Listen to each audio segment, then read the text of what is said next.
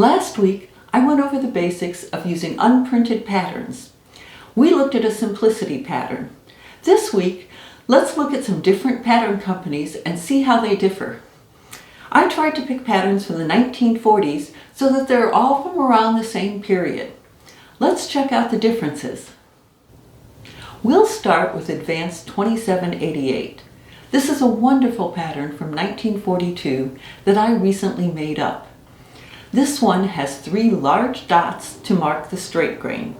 On this pattern, a series of dots mark the darts that form the sleeve cap. 2 large dots mark the fold, and medium dots are used for placement markings.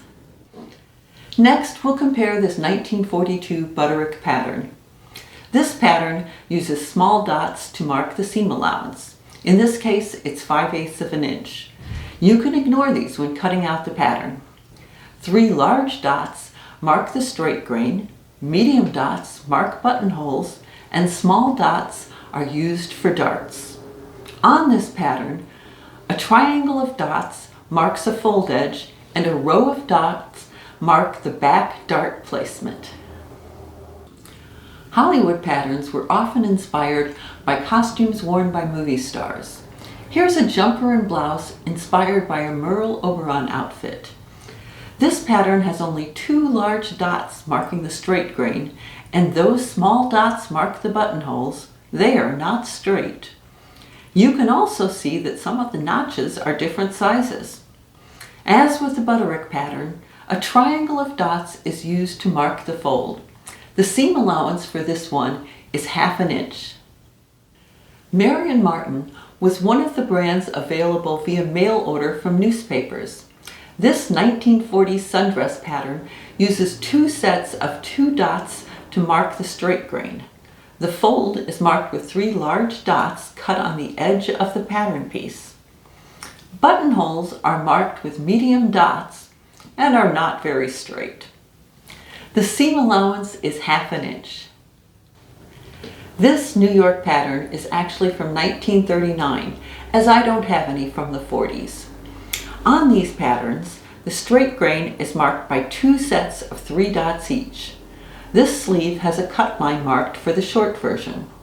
The fold is still marked by a triangle of dots, and there are 2 dots to mark the waist pleats. This pattern has a 3/8 inch seam allowance.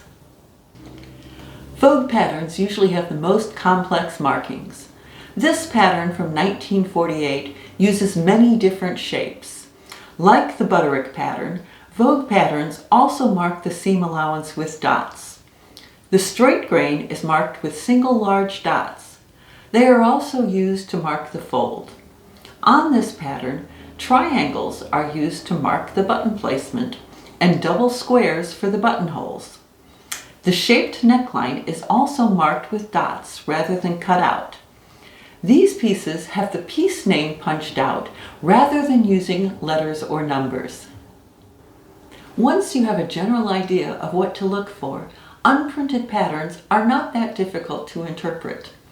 When in doubt, refer back to the drawing of the pieces.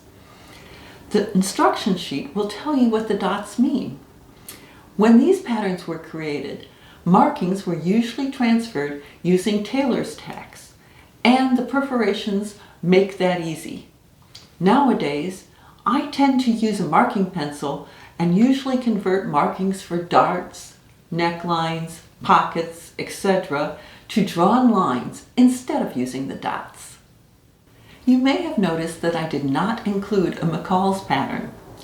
McCall started putting out printed patterns in the 1920s and held the patent until the end of the 1930s. All the McCall's patterns I own are printed.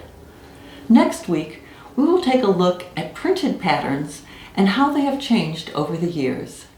I put out new videos every Tuesday, so make sure to subscribe to be notified when the next post comes out.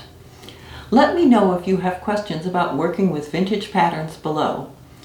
And be sure to like if you found this helpful. Thank you.